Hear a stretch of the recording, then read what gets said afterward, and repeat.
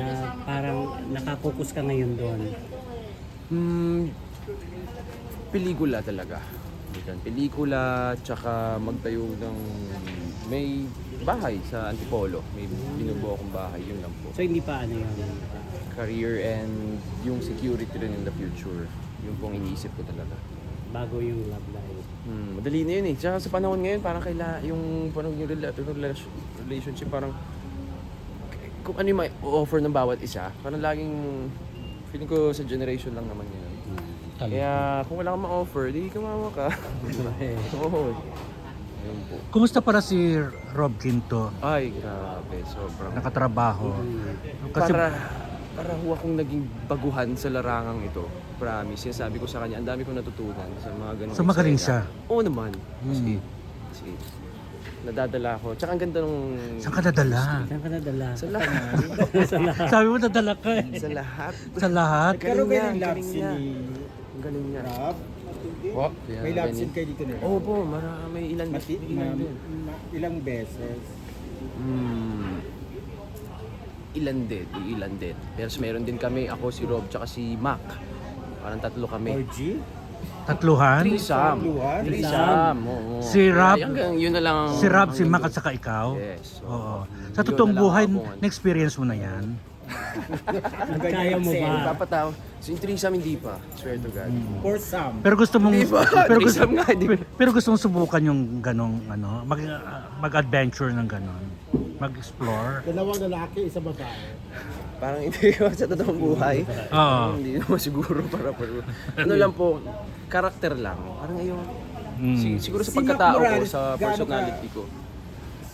Yeah, sir. Si Oo, Mac, po. ano Sa- siya katrabaho? Naging kaibigan, so, para sa po kasi, para maging totoo, para maging natural, kailangan nyo po talaga mag-build ng relasyon na pagiging kaibigan. Hindi yung bigla ka na lang papasok at mag-aalikan ko. Na-build ho namin ni Mac yun. At first day ho namin magtrabaho ngayon, pero parang ang tagal na namin yung kaibigan. So, kanina doon sa scene na threesome, parang pinanood ko silang dalawa.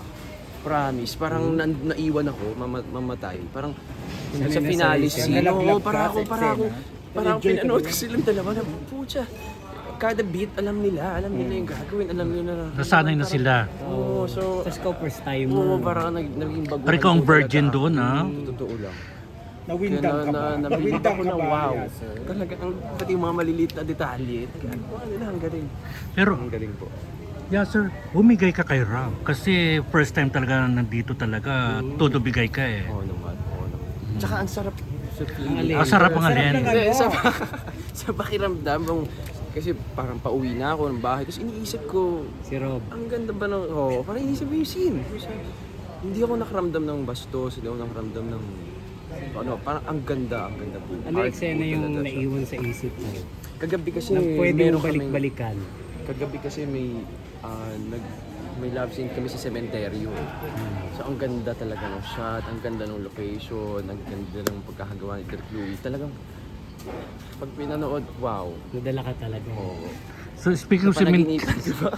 speaking of cementerio, na-experience mo na rin sa totoong buhay ang ano? Sementeryo? Hindi pa naman. Wala pa po. Siguro sa mga this time? bundok, sa mga farm.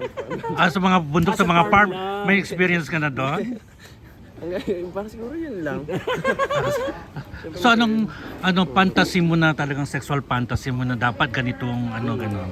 Mahilig ako sa camping na Oh. outdoor. Yun, parang pag may nahanap akong partner na parehas kami ng hilig, outdoor, bundok. Pambundok, di ba?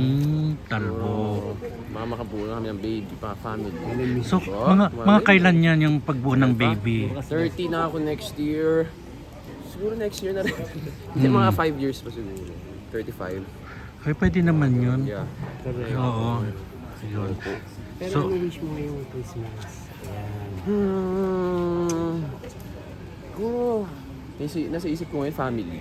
Kasi parang yung tatay ko sa ibang bansa, yung kapatid ko, nagsarili na. Kasi na kami dalawa na ni mama. Parang gusto ko lang maging maayos ng lahat ng family. Yung pamilya ko.